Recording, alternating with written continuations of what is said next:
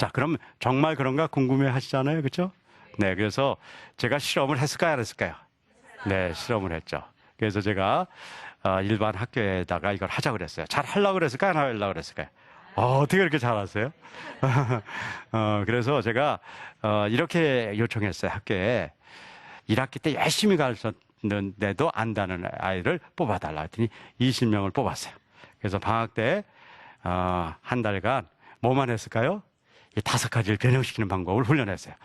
뭐 하죠? 처음에 기억나세요? 함축화. 그 다음에 뭐 있어요? 변형화. 그 다음에 뭐 있어요? 구체화. 네, 패턴화. 그렇게 훈련을 했어요.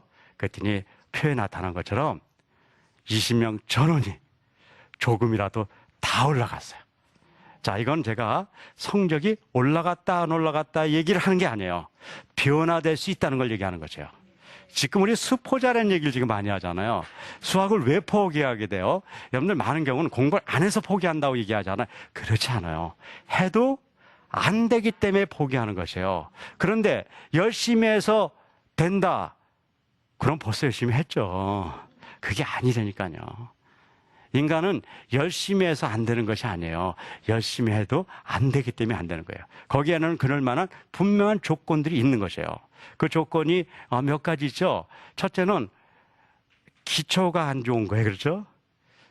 초등학교 공부를 이렇게 수학을 포기한 애들이 많다 그런 얘기를 들어보는데 제가 중학교 보니까요. 50% 정도가 중학교 6년에 공부를 했는데 초등학교 6년을 공부했는데 50% 정도가 포기해요. 아시죠? 그래서 중학교 3년을 하면 그중에 50%가 포기해요. 그래서 한 20여 프로만 고등학교 때 수학을 하겠다 그래요. 근데 고등학교 3년을 배우면 거기서 20% 정도, 또 50%가 포기해요. 그래서 대학에서 한 14% 정도가 수학을 하는 거예요. 공부를 하면 할수록 포기한 사람이 더 늘어가는 그 본질적인 이유를 아셔야 되잖아요. 그래서 우리가 이제는 우리가 수학까지도 좀 더 본질을 바라봐야 돼요.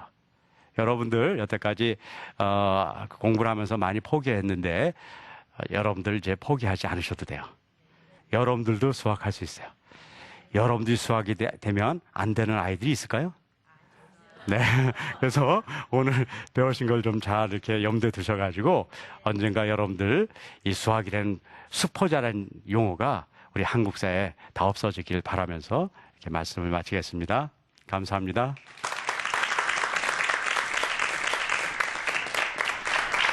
박사님 고맙습니다.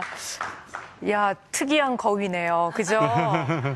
세상에 이런 거위도 있었나 싶은데요. 근데 오늘 또 가셔서 아이들 앉혀놓고 계속 거위 얘기만 하시다가 정작 중요한 거는 얘기를 못 하실까봐 걱정이 되기도 하는데 아이들 오늘 딱 만나면 이 수학에 대한 어쨌든 그 벽을 저희가 이렇게 허물었다면 아이에게도 조금이나마 이 허물어진 벽을 느끼게 해주려면 어떤 얘기부터 좀 시작하면 좋을까요, 박사님? 네, 거위 얘기를 해보십시오.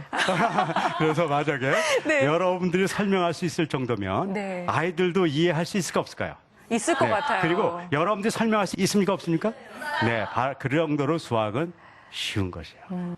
갑자기 천재된 것 같아요, 저. 뭐든지 다 알고 있는 것 같은 그런 느낌. 예전부터 알고 있었는데 왜 이랬을까 싶은 생각이 드는데요. 그러면 가장 궁금한 거는 사실 그 아이들에게 이 5차원적 전면 교육을 시행하실 때 가장 먼저 하시는 게 어떤 건지 궁금해요. 그 아이들을 딱 마주하셨을 때.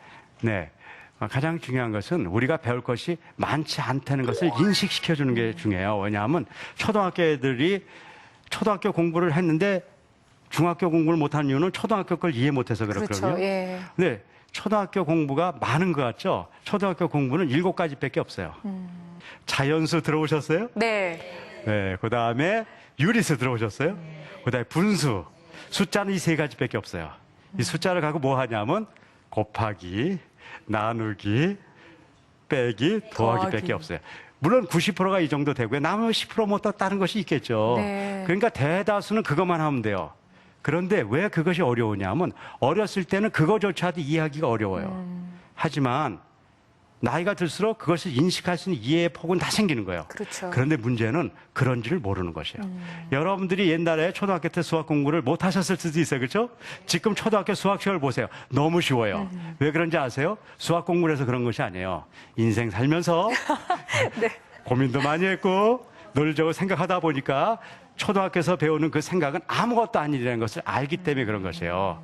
그렇기 때문에 우리가 그런 기본적인 원리를 이해할 수 있도록 도와줘야 되는데 네. 그 원리는 수학적인 공부를 한다는 것보다 더 본질적인 내용들을 이야기하는 것입니다. 그러니까 결국은 수포자가 수학이 정말 어려워서가 아니라 지레 겁을 먹고 혼자 무서워서 도망간 거라고 볼 수도 있을 것 같아요. 네, 아주 더 쉽게 드릴게요. 네. 수학을 못하는 것은 수학의 지식 때문에라고 다 생각하잖아요, 그렇죠? 네. 근데 제가 수학 지식은 몇 개 안 되는 거 이미 얘기해 드렸죠. 그러니까 거의도 몇 마리 안 되더라고요. 네, 거의도 몇 마리 안 되고, 네, 한 10마리 있네요. 네. 그 10마리로 다 해결하는 거예요. 그런데 수학을 못하는 이유는요. 수학을 문제를 벌쓸 때 말귀를 못 알아듣는 것이에요. 그걸 제가 문해율이라 그럽니다. 네. 그러니까 우리는 문장을 읽으면 그것이 안다고 생각하는데 그런 건 없어요. 그건 그냥 읽은 것뿐이에요. 문해율이라는 건 뭐냐면 문장을 이해할 수 있는 능력이 없기 때문에 수학을 못하는 것이에요. 네. 대학을 70%에서 80% 가는데 이렇게 됐다는 건 뭔가 문제가 있잖아요. 그러니까 우리가 수학을 못하는 건 수학의 문제가 아니라 좀 더 본질적인 지적의 내면의 기본 훈련이 안 됐기 때문에 그런 것입니다. 그래서 그 훈련이 되면 수학은 뭐 누구나 할 수 있다 이렇게 생각하시면 돼요.